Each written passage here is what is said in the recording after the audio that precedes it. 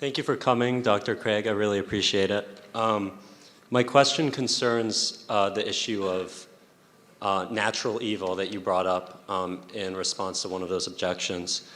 And my basic question is, I would object to your response by saying, you propose this, this third proposition that God can justify natural evil if there's some morally sufficient reason to justify it. So, for example, making a world in which people can know him.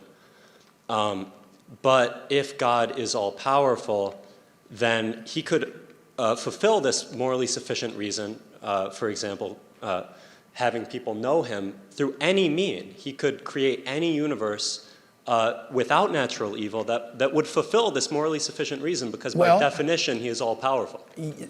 God's being all-powerful doesn't mean that he has the ability to do logically impossible things. And it's logically impossible to make someone do something freely.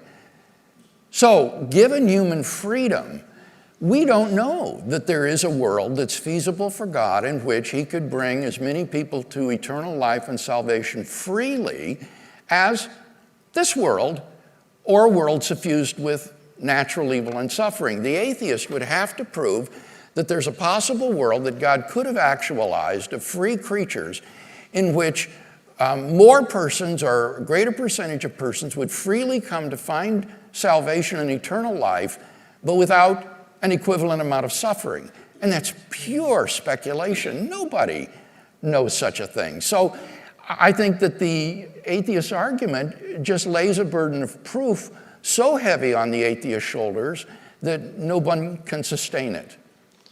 That seems to me like you're just limiting the definition of all-powerful at that point, then. Well, there's a limitation, then.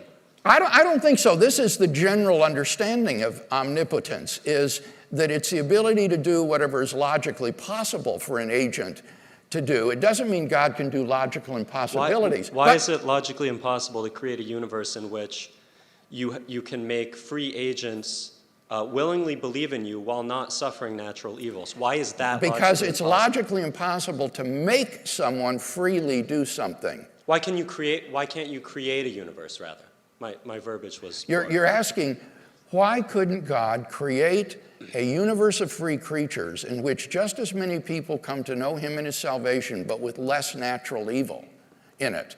And I'm saying that we have no idea whether such a world is feasible for God or not. Given human freedom, there are possible worlds like that, but they may not be actualizable or feasible for God because the human persons wouldn't cooperate. They wouldn't do what God would want them to do. So the burden of proof lies upon the atheist to show that there is a feasible world like that available to God, and there's simply no way to prove that. Now, let me come back on your earlier point. Suppose you do say that omnipotence means the ability to do the logically impossible.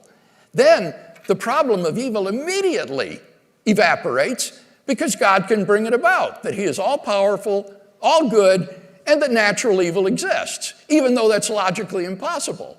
No problem.